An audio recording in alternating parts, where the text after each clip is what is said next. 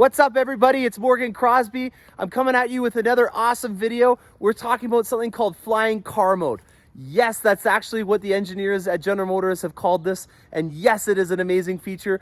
But no, I will be not flying my car today. So if you came here to see that, I'm sorry, we'll have to do that some other time. Make sure you hit the subscribe button to follow along on all my automotive adventures. Today, we are at St. Peter's Seminary in London, Ontario, and we're going to be going over a bunch of cool features that are on this new Vette.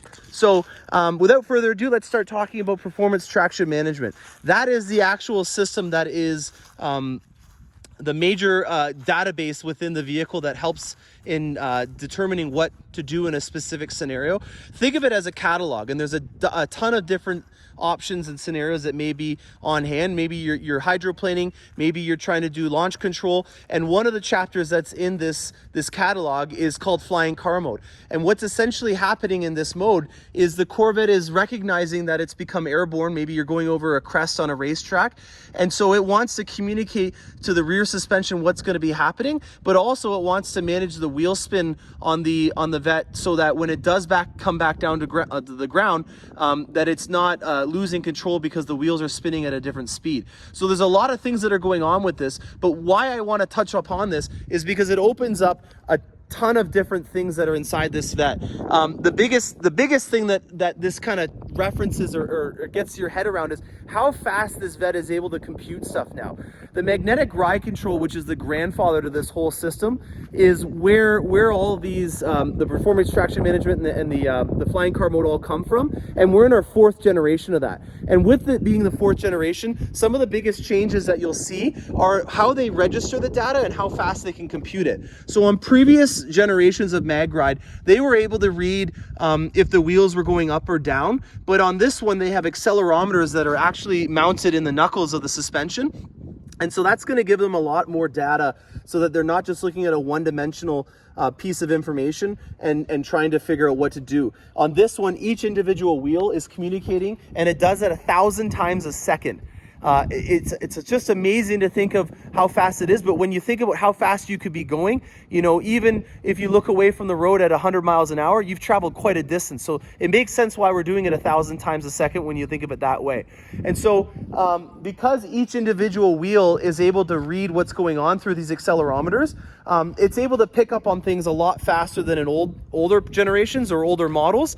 And even further than that, because of the Global B platform that's on the new Corvette, it's able to compute this 4 times as fast as it was in the previous gen. So that means that not only is it reading more information, that it can get an accurate idea of what's going on, but it's also able to process that and actually put it in place a lot faster. And so that's why, if you're thinking about how fast you'd have to be going to make this thing go airborne, how fast the computers have to compute that kind of technology. So magnetic ride control, which is the grandfather of this whole system, is something that is very, very technical. And there is a very cool article, video actually, that Engineering Explained does. And in that video, he goes into a lot of detail about the mechanics behind what is in the actual strut. If I summarize it for you, in a normal strut, you have a hydraulic fluid, and then there's a piston that has little holes in it, and these let fluid go through them.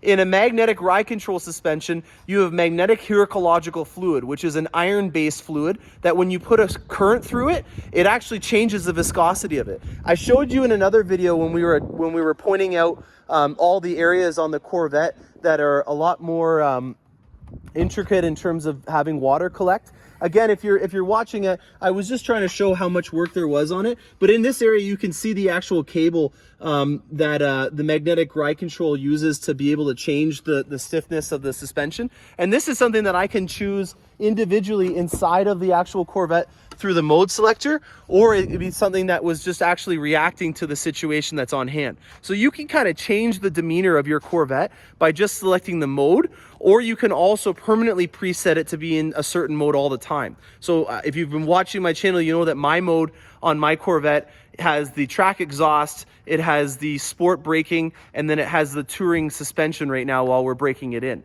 So that's where you can permanently change it so that it'll always be in a specific suspension mode, and then it'll react to whatever is going on hand. But you're giving the car a heads up. You know, you're trying to tell it, hey, this is the kind of stuff that we're going to be doing today. And so if some spirited driving happens, or if maybe you hit the side of the road in some gravel, the car doesn't have to do too much guessing on what's going on. And If you also take into consideration that the performance traction management system is a performance item, you may make the assumption that this is going to be something that you can get if you just choose the Z51 package or the Z51, sorry guys, but it is not. It's very, very important to note that if you are looking to get the performance traction management system, you have to select the magnetic ride control option, and it is not standard when you get the Z51 option. So if you're ordering your Corvette, if you haven't done it, make sure you consider that, because it's not something that you can go back to at the end. So make sure you guys hit the subscribe button, because I've got a lot more awesome content, especially because it's nice and warm out now. We can start doing a lot more things. I am going to be choosing a lot of secluded locations just because I want to make sure that I'm respecting everyone's distances. So if you got any cool locations that are in the area while I'm trying to break in my Corvette, please let me know. Thanks a lot, guys, and happy motoring.